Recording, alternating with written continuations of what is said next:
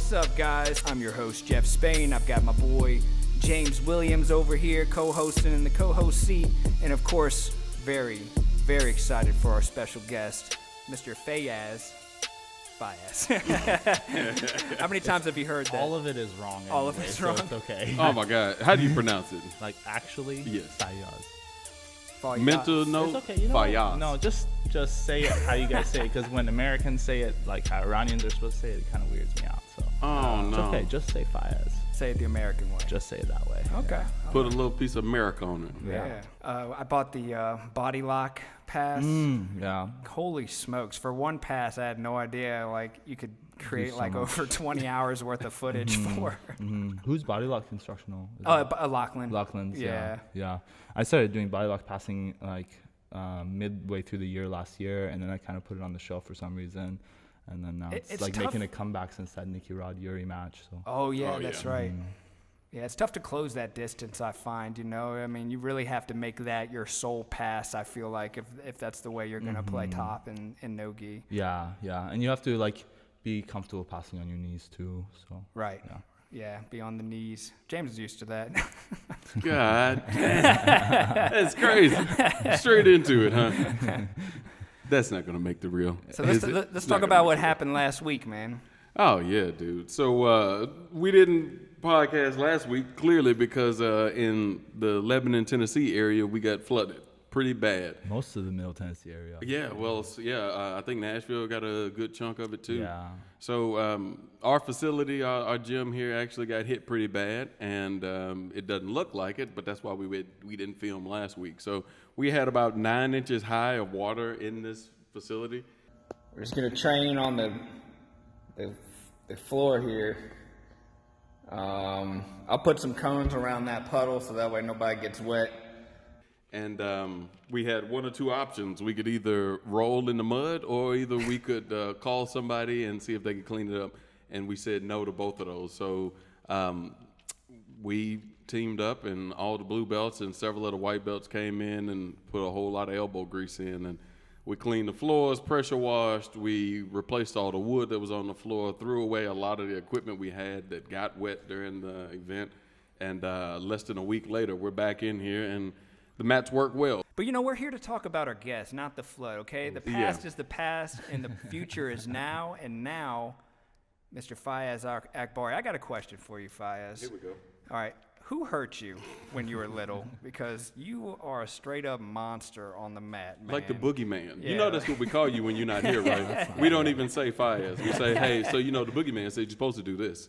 What happened when you were a kid, man? What got you into martial arts? I don't even like fully know. Like, I kind of stumbled into jiu-jitsu by accident, and then just like had a lot of fun with it.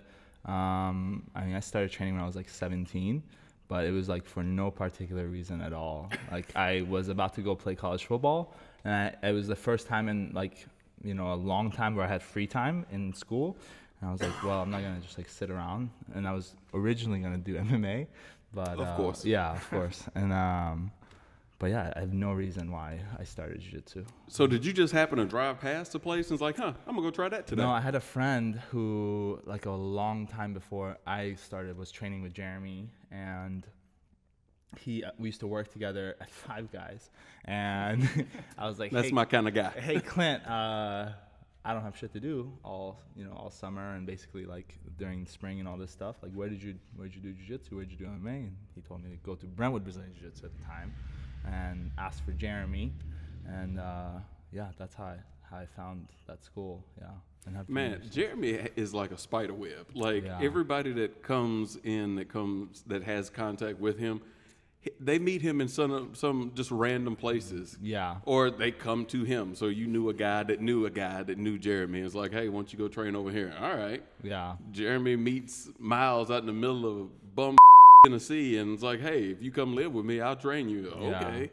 Yeah. It's awesome story. And actually, when I first came, because I mean, I was about to go play college football. I was really young. and like I came in for MMA, so all 3 signs that I wasn't gonna stick around, basically. Right. You know, like if someone comes in your school and they're like, this is my resume, you're like, you're not sticking around. All right. So he like here's a passed waiver. me off like the first. He was like, oh, okay, cool, this is Aaron. And like for almost like the first 6 months, like, you know, no attention, because like, I mean, and I get it, like I've given my resume, I wasn't gonna stick around anyway, so yeah. So how did you fall in love with it? Was it just all of a sudden, or was it just like, man, this is really cool? Because I know you came in for MMA, so making the transition from one to the other. So, man, my senior year in high school when I was playing football, I kind of started like losing my interest in playing football at that time. But like, especially towards the end of it, I was like, man, maybe I'll miss it. I mean, I've played like 10 years now. I've put so much time to like try to get offers and try to play college football and all this stuff. And so I was like, man, maybe I'll miss it. So I should just like take a shot and just, even if it's like, at that point, I had already like lost all of my offers because I was like, I'd put it off so long. I was like, maybe I'll just go play somewhere and, you know, in case I'd miss it. And then I went and competed in like one tournament before I left. I think I'd been training like 1 or 2 months at that time, and my camp was in July. And before I left, I went and competed in one tournament, and I loved the competition atmosphere in jiu-jitsu. If you ever played college sports, you know, like you're kind of a piece of meat there, you know? Hate to say it, but that's just the reality of it. And then, I just love the atmosphere. I love the people. And then, so once I went to college, I ended up playing, you know, and played a semester and had a really good semester. I ended up like starting as a freshman, all this stuff, but I hated it. I just like did not enjoy that.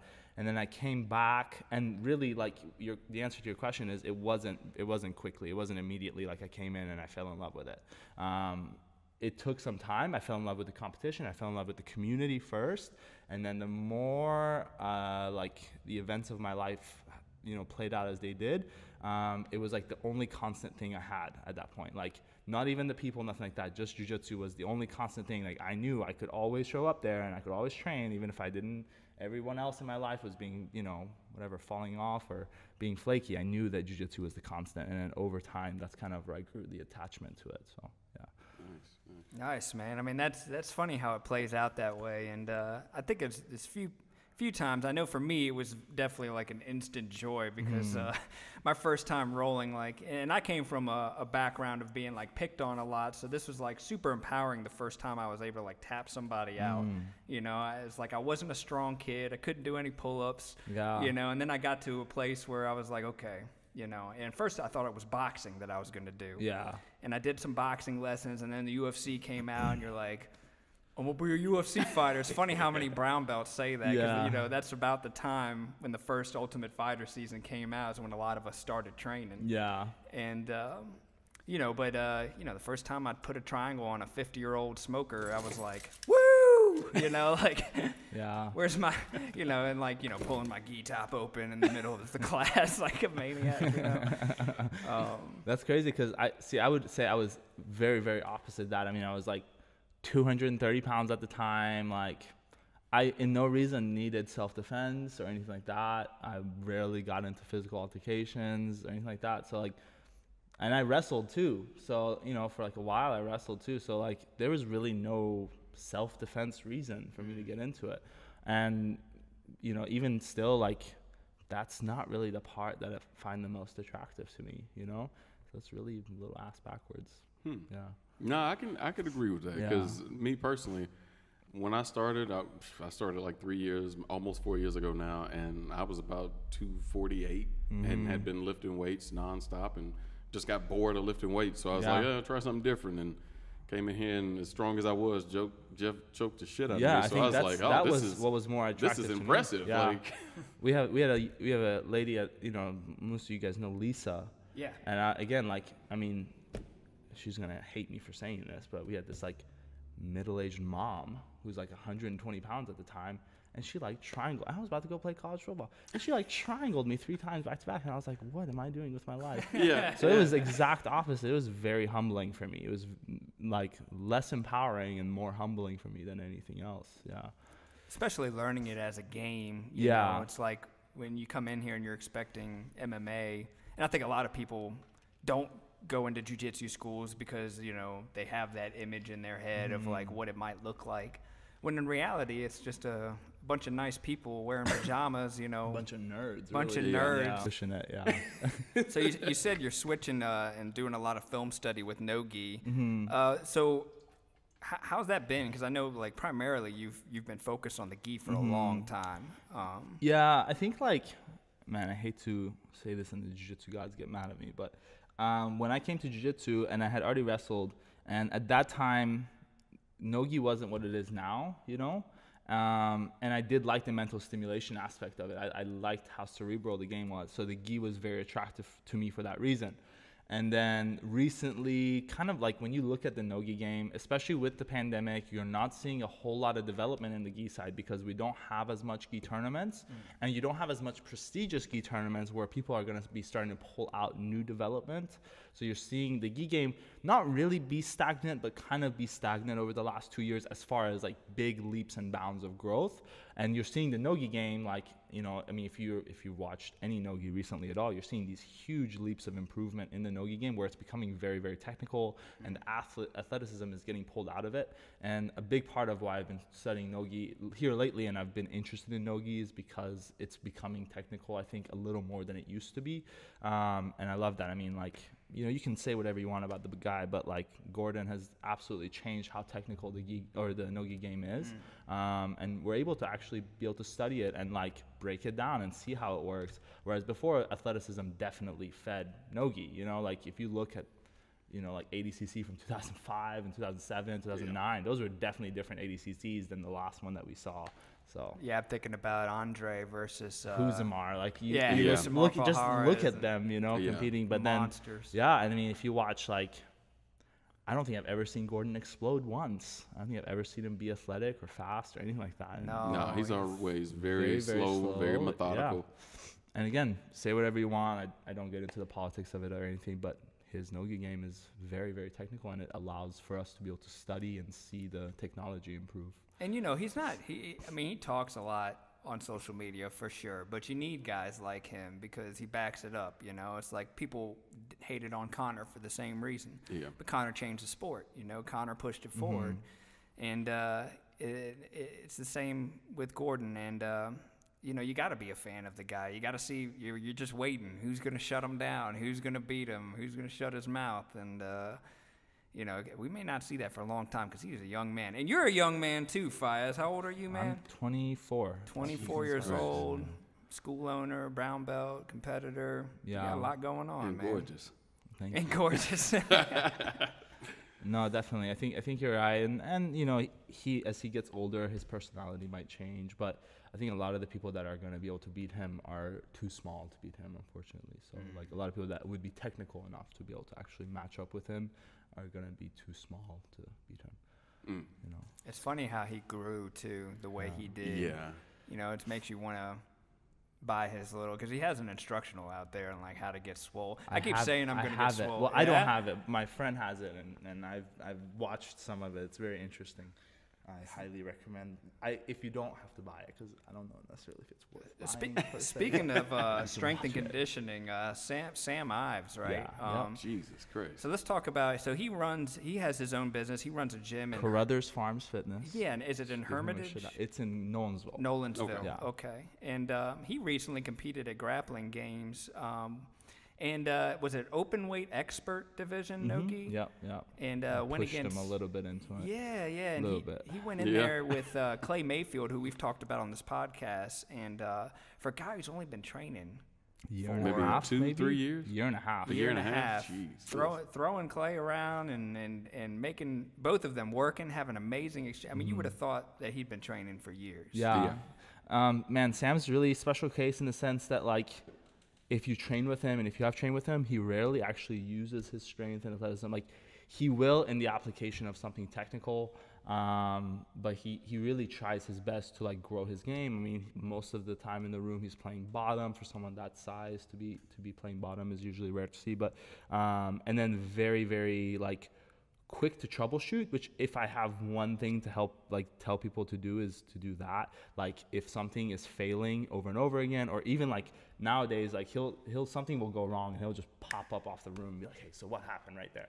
And if I have one piece of advice is to troubleshoot constantly. If something goes wrong, you either messed up or they did something good, and you need to answer that question. You know, so and that's what Sam does a lot and really well. Yeah. And he's scary he comes from bodybuilding, right? He comes from powerlifting. Powerlifting. Yeah. Even worse. Still, man, you got a guy who's used to like pushing that kind of weight around, and now all of a sudden he's got technical jiu-jitsu behind that. Yeah. I'm like, holy smokes, man. But I'd like to have him on at some point. I'll talk to him about it. He'd be a good one. Yeah. But like Fayyaz said, I've only rolled with him maybe one time, and I played like a De La Riva with him, and very technical. Yeah, like, very, very technical.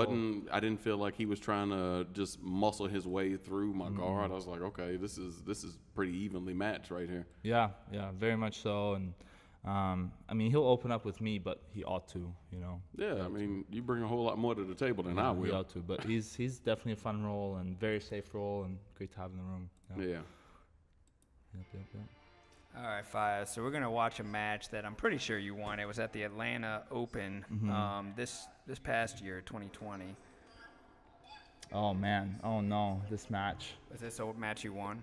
No, this is the one I lost. Oh shit! Yeah. God damn it, Jeff! You're supposed to pick one. That's good. Are you okay with watching this one? Can we let's watch this one. Okay. This is a good match, man. Watch the space bar, Jeff. Oh, here we go. He was really, really strong. Really good game. So he threw in a triangle. That's a nice pass. It's close though. I could tell it was close. It was really, this is the game I like. Really, I like really that hard game. to stabilize this. And nice and heavy here. You said this was at Atlanta? Mm-hmm. Hey, look. There's Jeremy up there in the corner. I like this position a lot. That inside scoop grip on the leg. I love, passing with the leg underhook. Yeah, staple there. I think we're seeing that a lot more now, too, overall. So effective. Yeah. I say the inside space. Now, did you windshield wiper the legs for that pass? Mm-hmm. Nice. I went from a staple to a knee cut. Yeah, and, okay. So you got a good score there.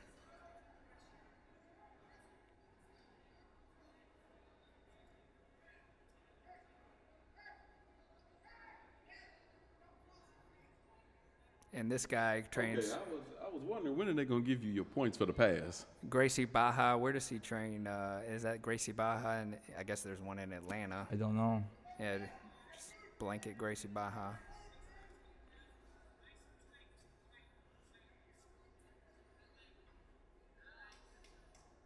Oh, Man, this was an very interesting nice. moment in this match, man. I've had a couple crucifixes, not really like go my way in matches before.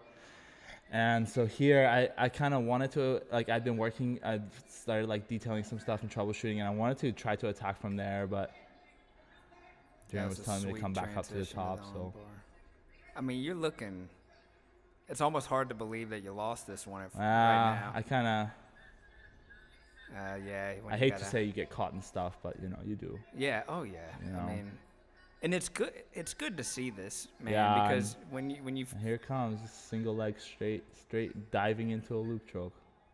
dives into a loop choke. Never gifted the match before so well.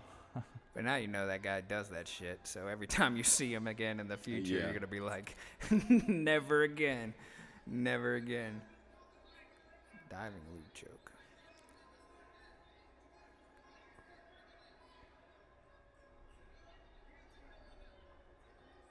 Oh, I see it. Yeah, I know. Yeah, Yeah, so I should have seen that. On that one, I yeah. should have seen it, and then I dive right into the second Oh, one. I see. Yeah. Damn. You know what, though, Fayyaz? You are definitely my jiu-jitsu spirit animal. Like, whenever I get older, I want to be just like you. Like, so, and being serious, like, rolling with you today and watching you with Jeff, like you say, oh, yeah, no, I was just just going with it, and I was like, no, because I can see you changing the level depending on who it is. Yeah. Like for me, I saw that you were giving me more opportunities than you were giving Jeff. I'll be honest. I was trying to make sure I didn't beat up James too bad because I knew he would have felt bad for you, and then he was gonna take it out on me next. So I was like, we're cool, man. Is that how you treat your We're blue cool. belts? I'm gonna get you. Yeah. I was waiting for that. No, I just like, if sometimes the game stick gets too stuck, it can get a little boring. So it's fun to always keep it moving. Yeah. Sometimes now that I teach a lot, I play a lot like that with my students, and I can't sometimes switch that gear back over when I go compete. Time to. Yes. Yeah, when I go compete, Yeah. I'm like, this is really cool. And you're passing my Dude, guard, I've always struggled with that. Always struggled with that. Yeah, I think sometimes I have a hard time changing that gear back over to competition mode whenever it's time, because I'm still enjoying their jiu-jitsu. Yeah. I'm like, this is kind of nice. I'm glad you're doing this. And because when you instruct, you have to know everything. You can't just have this focused game that you're playing as much. So yeah, sometimes I have a hard time switching that gear back. I think that was Dallas was like that. I go out there. I mean, like, I look like I'm half asleep half the time out there. So I just went ahead and just focus on the students for this year. Yeah. I struggled with that for a little bit, and I started getting smashed by white belts all the time, and I was like, what am I doing? And all of a sudden, then I went into a tournament and I lost it, and I was like, good Lord, what in the world is going on? And then it's like, you know what? I got to go back into a mental state of like, I'm working, and white belts, they're going to learn, but they're going to have to learn with me learning too. So well, that gets hard. The bigger the gap gets between you and your students, the less you can do that. And like, not even necessarily for the sense of like making your students feel good or anything, but like even you getting good. Like if you're winning every transition, then like you're not getting any better. Like your game's not getting any tighter. You're not adding any pieces to it. So it gets definitely tough to do that if you don't have as much training partners and stuff. So teaching your students how to defeat you, in turn that makes you sharper. And now you have a set of tools for the next generation of white belts that come in. I mean, building training partners. Building training partners. Yeah, Jeff's got a lot of experience in that. I had a lot of I would have guys, Warren would ask me sometimes to come out and train over at Guardian, who's the other MMA / jiu-jitsu school here in Lebanon. And is Warren up here? I didn't know Warren was up here. Yeah, man, he actually lives in my same neighborhood. Cool. I thought Warren was in Murfreesboro for some reason. Well, there is a Guardian in Murfreesboro, so there's 2 locations. I see. And he runs Lebanon. But he, he was like, yeah, come on, I know you're struggling with training partners right now, but I was getting to Brentwood when I could, and then but then I had guys that were really committed, and when you have guys really committed, you can pick a position and get them really good really fast, and playing that game, and and I've been fortunate enough with the crew of guys. I mean, obviously, like we've talked about earlier, helping out with the flood. I mean, it humbles you when your students take their own piece of investment in the school, and lend a helping hand when times are tough. Yeah, and I think Profectus has just a beautiful community overall of people that are willing to do that and come together and work on stuff. And I feel really, really blessed to be a part of this team for sure. Oh yeah. It's a good team, man. Good old Jeremy. Good old Jeremy Aiken. Jeremy. Our guru, our cult leader. Hey, just so you know, so I could start a fight, Jeremy said when we was like, we'll try to have Fayyaz on, he's like, yeah, you can, but I don't think he's going to talk much. Yeah. I mean, it's fair. I told you guys, like, before I started this, I was like, I'm usually really quiet. I don't know what to say here, but man, you guys are good conversationalists to get me to talk this much. He says that, yeah. But he came out while Jeff was training for Pans, and me and you, after everybody left, talked for about 35 to 45 minutes after. Yeah. I think like, there ain't no way this dude doesn't talk. I think a big part of like maybe what Jeremy meant is in big group settings, I'm very quiet. I have a hard time in like big group settings, like talking with a ton of people, and because the conversation gets really shallow, and then I'm just like, well, if what I'm gonna say is like meaningless, I might as well just not say it.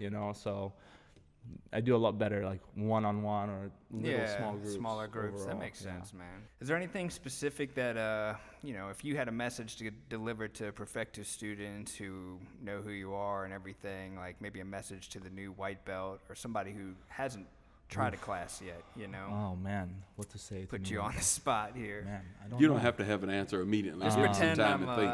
I'm like, my name's Mary Louise, and I've never trained jiu-jitsu before, and it looks kind of dangerous, and I just wanted to know, what it's about. It's super Make sure you easy. address him as Mary Louise, by the way, Mary too, Louise. because that's interesting. Yeah. You like that name? Well, I don't know Mary where you came Louise, from.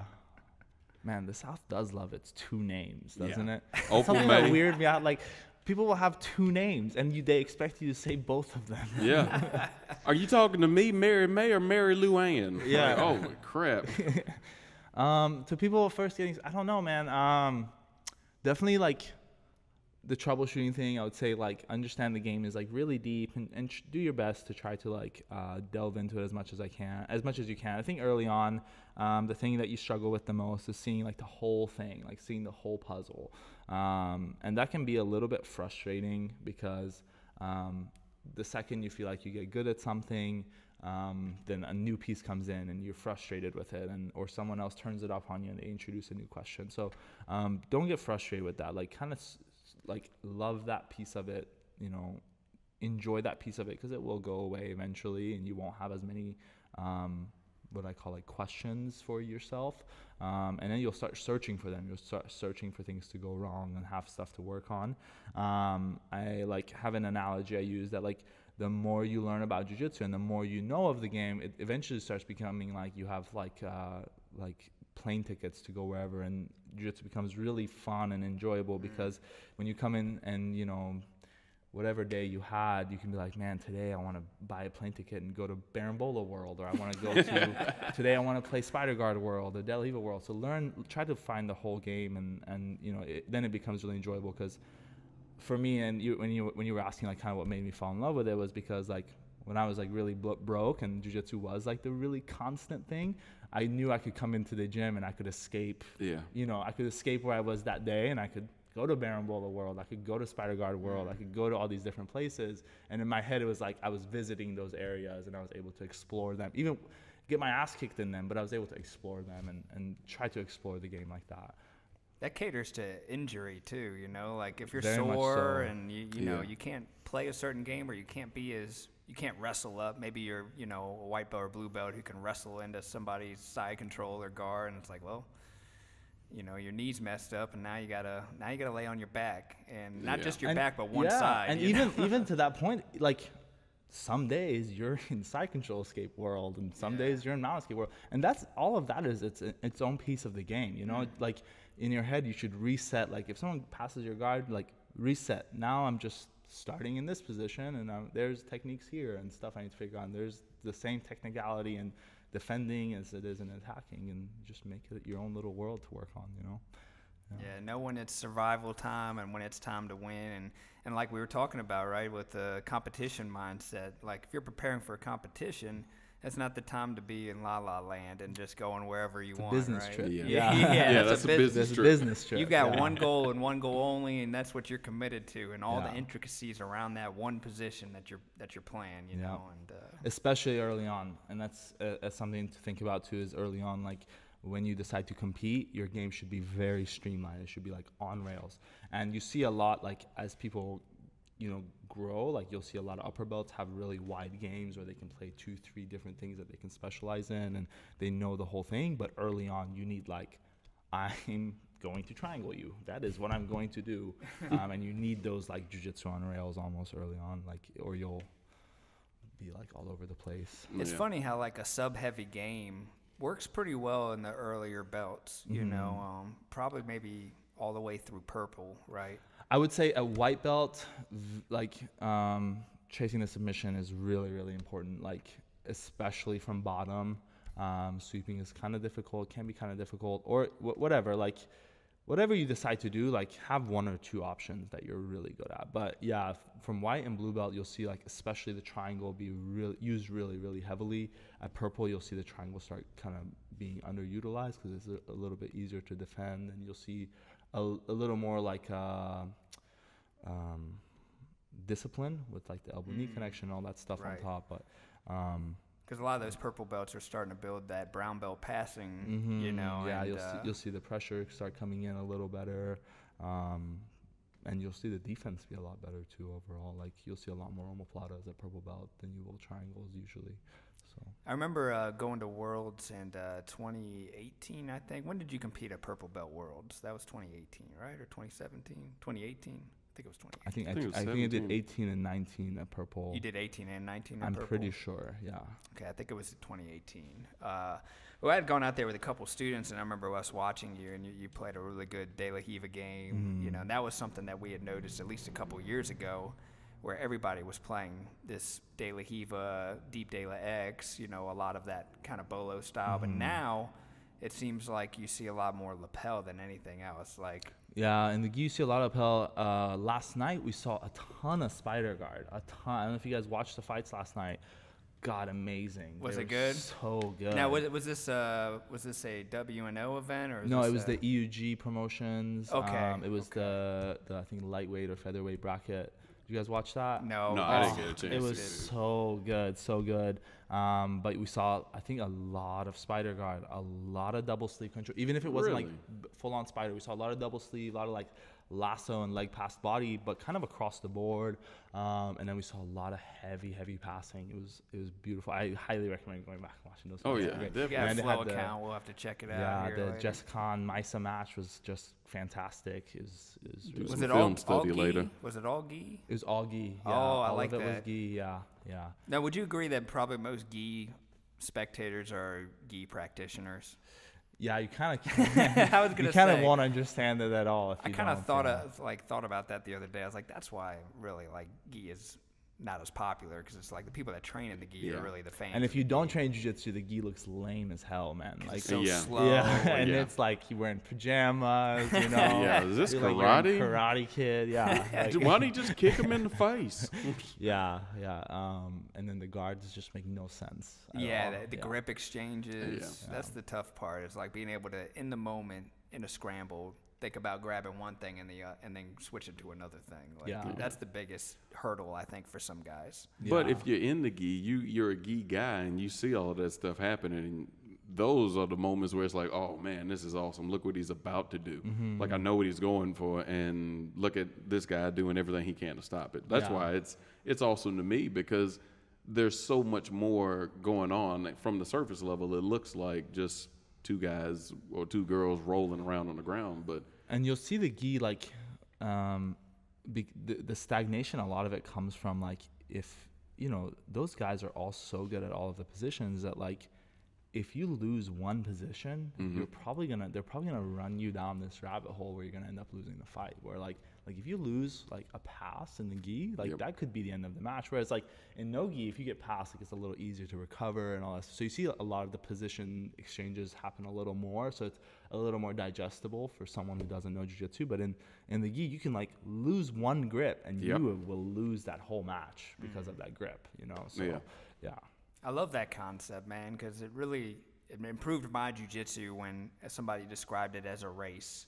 And it could have been Jeremy that was the first one to kind of bring that to my attention. It's like, you know, once you settle on that route, you know, and you set things in motion and you're successful with one piece of that route, that gives you more confidence. So and it's then just snowball. Exactly. And then it becomes increasingly more difficult for that person who's, you know, susceptible to what you've been working on is having to recover from, you know. Yeah, falling behind more and more with every grip pass, every movement up to my knees, to my feet, or whatever else. Yeah, I think what dope. was kind of interesting about that match you put on of mine is because, like, you know, he was in the point game and the position game was so far behind, and for him to be able to come back is actually kind of in its own way impressive, you know, to see. Yeah. A lot of guys, there's a guy that trains with Profectus brown belt, Derek, is that his name? Yeah. He's got a strong, you know, we had a match one time up there at Brentwood, and same thing. Like, I was like feeling good about my positional focus. Yeah. But he's a sneaky loop choker. He'll loop choke Sneaky and loop guillotine you, choker. and man, Jenkins, that's right, Derek Jenkins. Yeah. Man, when he first came Nice to the guy. school, I got him and you confused all the time. I don't know what it is. You just It's the hair. You guys have this like vibe about you. It's the that big you eyes, just- maybe. Or- Maybe. I don't know what it is, man, but you guys just reminded me of each other. You know, Little he's bit. going to put a Yeah. picture of himself and Derek. Derek together. It'll be the one from the You kick guys site won't where he's look holding the anything puppy. like, No, yeah, but no, I look rough. I'm you like, don't look anything alike. But I don't know why you guys just reminded me of each other. I think Like, he's a little bit. it might be your He's more game. handsome. They He's carry more themselves a lot the same. Yeah, do we? A Yeah. little bit, yeah. No, I mean, just your mannerisms are similar. Mannerisms. Yeah. James, speaking of doppelgangers, James had this buddy come train with us for a little bit named John, and this guy, I swear to God, could have been your brother, your big brother or Oh, something, yeah. man. He has the same stoic vibe and everything too. So Yeah, big military guy. yeah, if you'd have to meet him, that'd be crazy, you know. fun. Yeah, Never he's been into. compared to a guy named John. Well, actually, you know the funny part, he's got 3 first names. Of John, course. yeah, John Daniel Tim. Oh damn, we were just talking about Tim, that too. huh? Yeah, his last name is Tim. John Daniel Yeah. Tim. Yeah, but no, y'all are similar. He's probably 6'4", and you're what 6'1", Yeah. and he's about I think 230, somewhere in that Yeah, a neighborhood. lot bigger than me then. Yeah, but he lifts a lot Yeah. too. So, Yeah. what do you weigh right now? Like right now, probably like 205. Probably Okay, so pretty you lost fat about right now, 25 man. pounds From when I first. when you first started. To yeah, now? when I first started, I was like 225 ish, and then when I went to college and I was playing college, when I came back, I was like 240. I was like a fridge, man. Whoa. Yeah, I was big. Yeah, that's pretty scary. They Like I force can't feed you. imagine Fayyaz at 240. You probably were moving slow too. They you moved they slow. force feed you out there, man. And Oh, they got to. you like go to cafeteria, your coach is like sitting there, waiting, making sure you're eating enough. Wow. Good Lord, man. That sounds like a dream come true for me though, because I like to eat. You get unlimited food, Yeah. so And you earned it too. Like they're gonna make you work yeah. it. I was just telling James, I was like, you know, we couldn't do classes. I couldn't really train all week. We were trying to get things set up. And, you know, during that time, it's like I just replaced jiu-jitsu with food. So it's Oh, like God. I love Yeah. the meme you see of like, you know, doing jiu-jitsu and then like stops doing jiu-jitsu. You see the Yeah. skinny guy go to fat. And it's like fat guy to skinny. And It's okay. That's been my week too, man. yeah. I keep training. This week I just didn't lift. I replaced my lifting with food. Oh, there you I go. ate everything.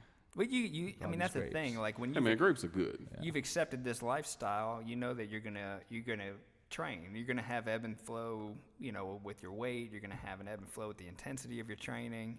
So, you know, there's a confidence that comes with that too, where it's like, yeah, okay, I'm 20 pounds overweight right now, but like, you know, in a month I'm probably gonna be like 5 under or something. Yeah. You know, like you just never know. And it's hard to stay consistent.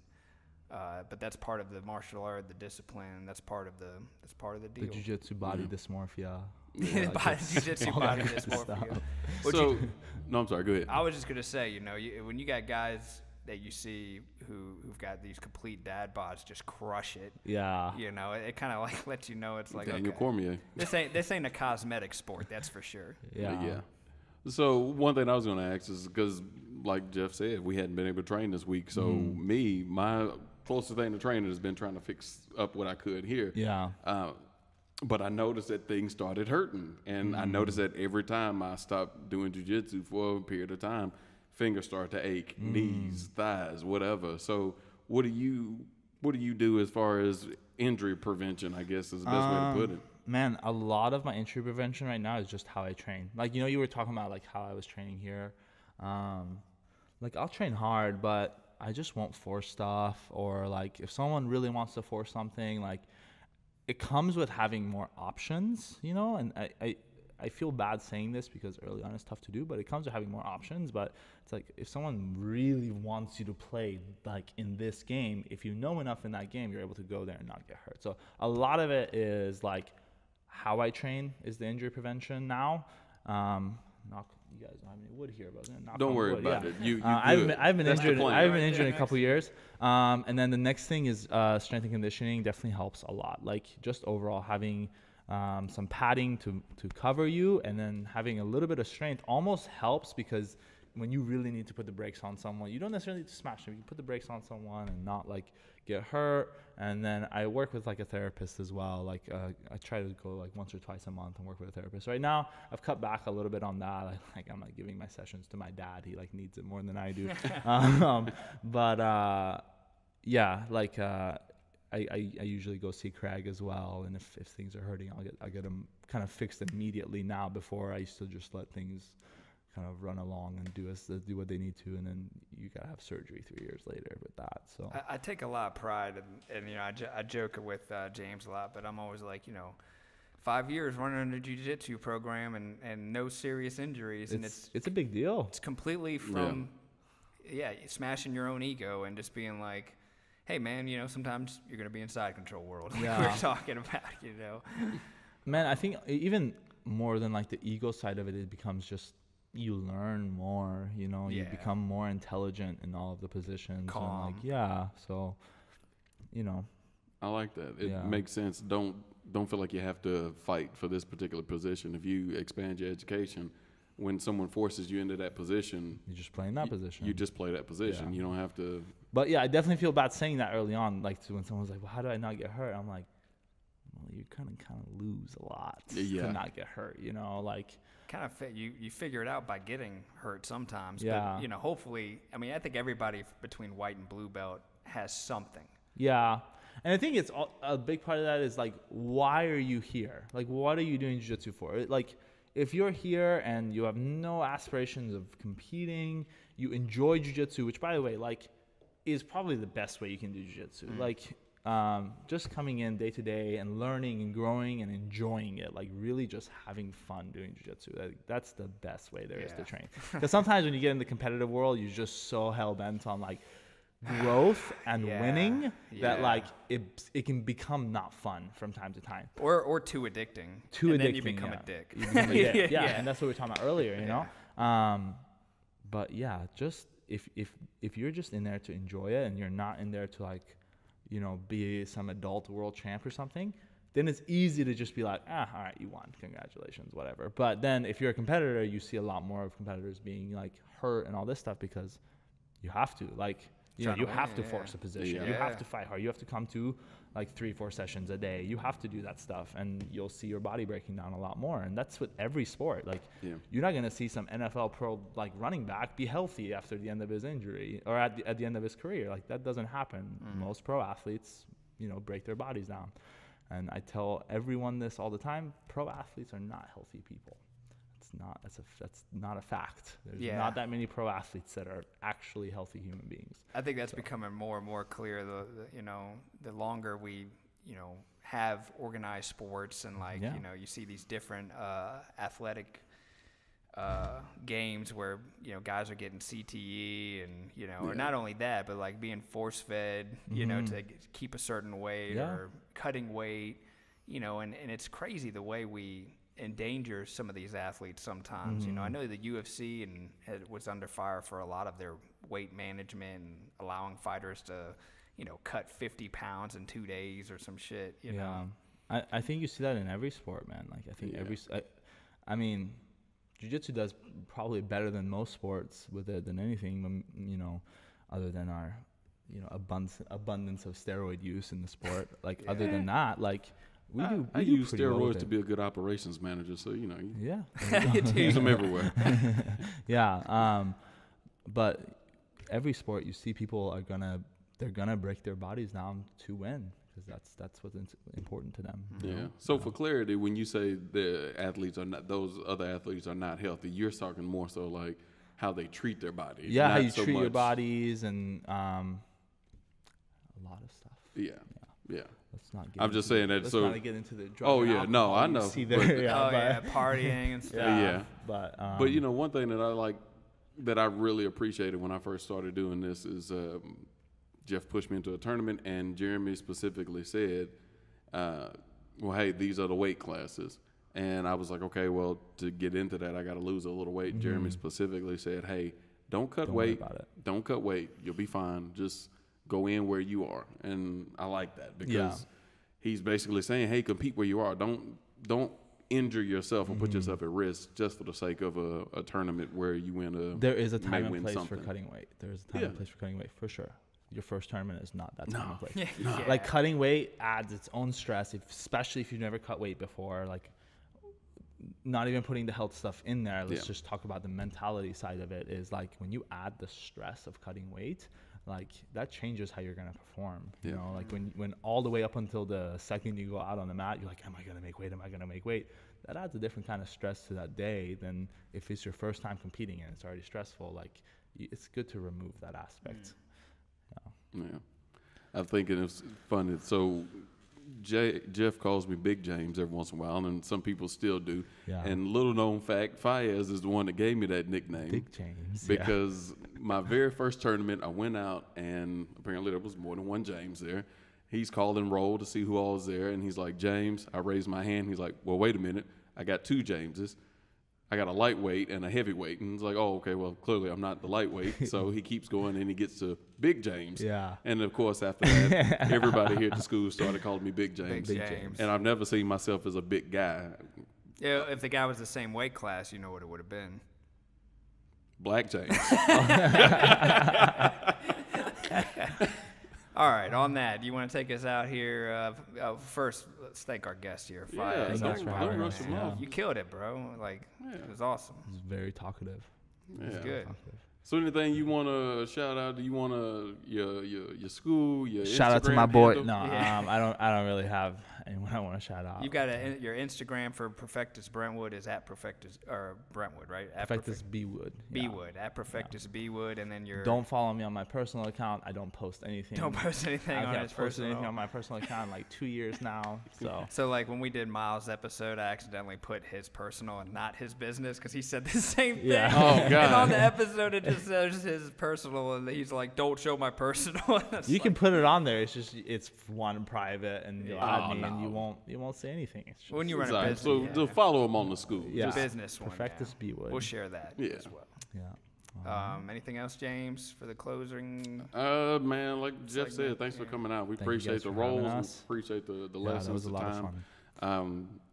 So this has been another amazing episode of the Jiu-Jitsu by the Train Tracks podcast.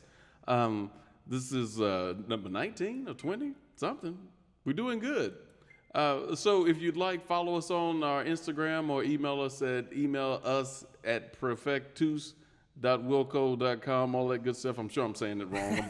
I'm butchering it. So Email.us at profectuswilco.com, which is probably going to change here soon. We'll have like a more legitimized Jiu-Jitsu by the Train Tracks email. Thanks, Fayyaz. Thank you guys. we're going to go get some food. Yeah, do we're it. hungry. See you guys next week.